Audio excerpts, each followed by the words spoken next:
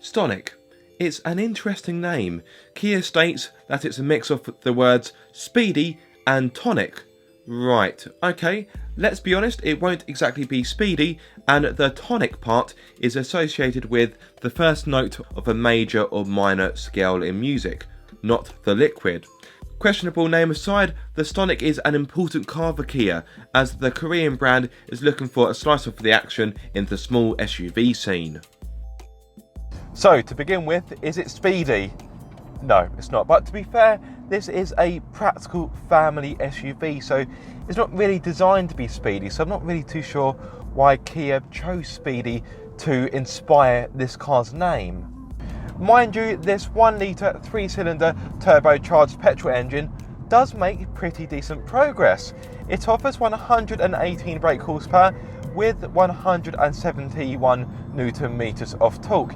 It's mated to a 6-speed manual gearbox with power going to the front wheels. If you want 4-wheel drive, I'm afraid you can't have it in a Stonic, but you can have it in its sister car, the Hyundai Kona. So if you're really after a 4-wheel drive, check that car out. Right, okay, so what about the tonic part? Pass. Now, as you would expect, performance is far from scintillating, but it is still rather good. It does make decent progress. 0 to 60 comes in under 10 seconds, and it will continue to a top speed of 115 miles per hour.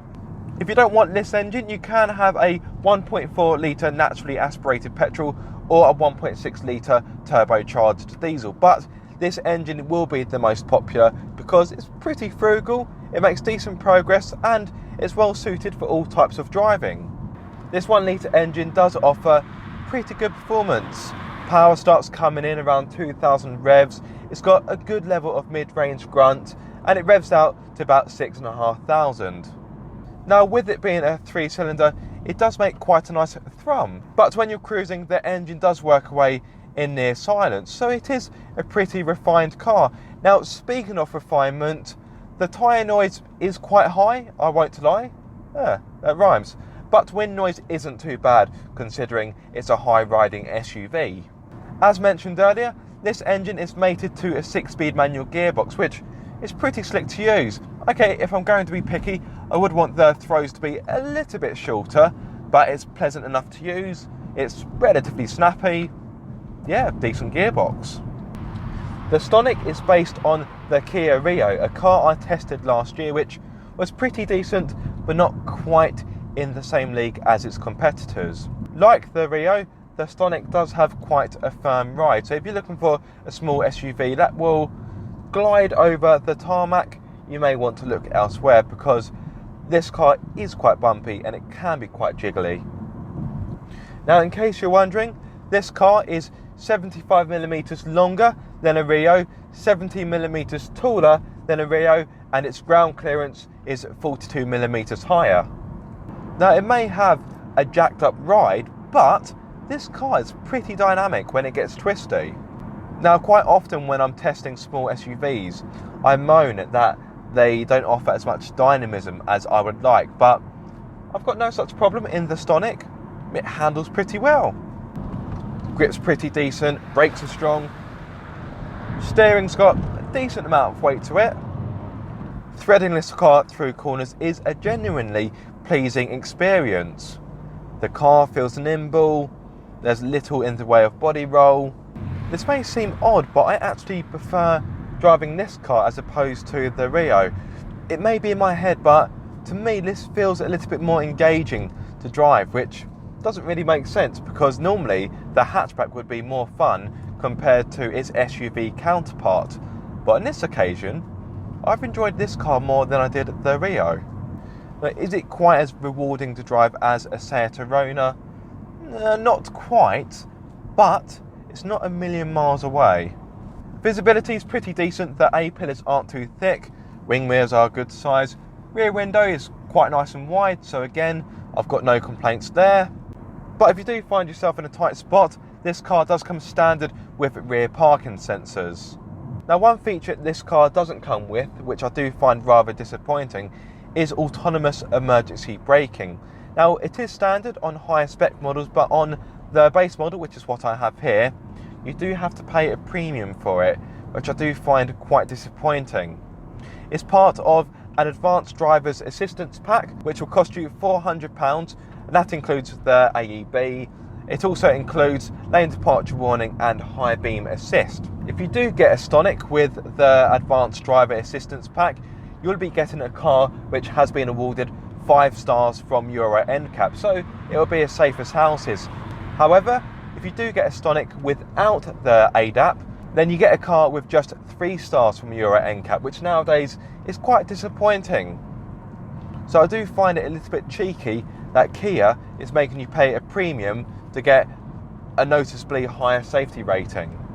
Now, you may be expecting this car to offer a higher commanding driving position, but in fact for an SUV the seating position is rather low, and that may be a good thing to you, it may be a bad thing. Personally, I feel this car should have a higher driving position, because that's one thing that would make it more of a benefit compared to a Rio. But you sat quite low in here, which I do find rather surprising. Now, because this car has a relatively low driving position for an SUV, a part of me does think, well, why would you buy this car over a Rio? Now, at this point, you're probably shouting at me, well, Aaron, the Stonic will have more space, it's a bigger car. And you would be correct, however, it doesn't offer much more space than you were probably anticipating. So the Stonic offers a boot of 352 litres, whereas the Rio offers a boot space of 325 litres, which is only 27 litres less. So it's not exactly night and day, is it? Now, to be fair, if you fold down the 60-40 seats of a Stonic, you're going to get 1,155 litres, whereas a Rio offers 980 litres. So the difference becomes a little bit more clear, but I would have wanted a bigger boot from this car, to be honest. Rear space isn't exactly the Stonic's forte either, because it's just a bit tight back here, especially if you're tall like me. Now, as always, the driver's seat has been altered for me. I'm 6'2", and as a result, I haven't got much legroom back here. I've got just about enough, but I would want a bit more. And headroom, again, I've got just about enough, but I would like a little bit more.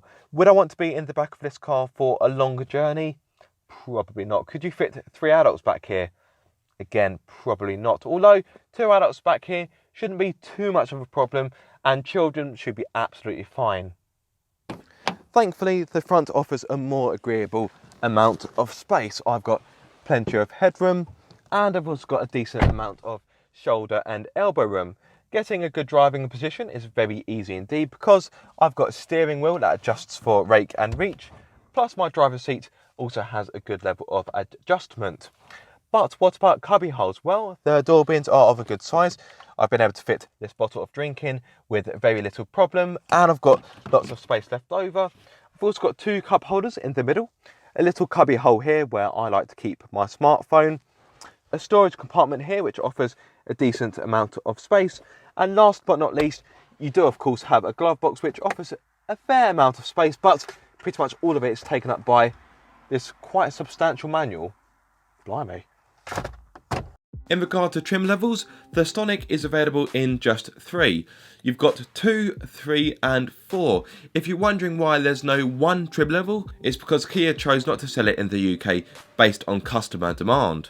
As mentioned, I've got the 2 trim level, which starts from £16,540 and is able to offer features such as 17-inch alloys, 7-inch touchscreen with Bluetooth, DAB radio and smartphone connectivity, as well as cruise control with speed limiter, aircon, automatic lights and rear parking sensors. Next up, you've got the 3 trim level, which costs from £18,600. This trim level is able to offer autonomous emergency braking, lane departure warning and high beam assist. You also get navigation, reversing camera, LED rear lights, automatic wipers and cloth and faux leather interior. Last but not least, you've got the 4 trim level, which starts from £20,200. This trim level is able to offer heated steering wheel, heated front seats, keyless entry, blind spot detection, cross traffic alert, 2-tone paint and faux leather interior. The Kia Stonic does offer a good amount of value, however, for the price of this base model, you could go out and buy a very well spec'd Rio, which could well cater for your needs absolutely fine. So it does make the Stonic a little bit difficult to recommend. So let's talk fuel economy. So this engine on a combined run should offer up to 56.5 mpg, and in my experience I've been getting around low 40s, mid 40s, which isn't too bad, but it's not the most frugal SUV going. Now you can of course have the 1.6 litre diesel, but I don't know, in all honesty I think I'd still rather stick with this 1 litre. In regards to CO2, this car emits 115 grams per kilometre, meaning for the first year of VED you'll pay £165. In regards to fuel economy for the other engines, the 1.4 naturally aspirated petrol can offer you a combined fuel economy of 51.4 miles to the gallon, with CO2 emissions coming in at 125 grams per kilometre. But if you want the diesel engine, the 1.6 litre turbo, you'll get a combined fuel economy of 67.3 miles to the gallon and CO2 emissions of 109 grams per kilometre. So to sum up the Kia Stonic, it's a decent SUV, but it's not quite as good as others in its class, and it does feel like a bit of a missed opportunity. Sure, the foundations are there, it's quite good to drive, it's got a good amount of kit, it represents good value, but it needs to have more space. I would like more safety equipment as standard, and I'm still not too sure on its looks, although I know that's subjective. However, like I say, it does offer a good amount of kit, and you also get that 7-year warranty, which could come in very handy indeed. Thank you so much for watching this video. I hope you've enjoyed it. If you have, give it a massive thumbs up. If you are subscribed, don't forget to click that bell icon so you get notified every time I make a video. And if you aren't subscribed, guys, what are you waiting for? Be sure to subscribe for more car obsession.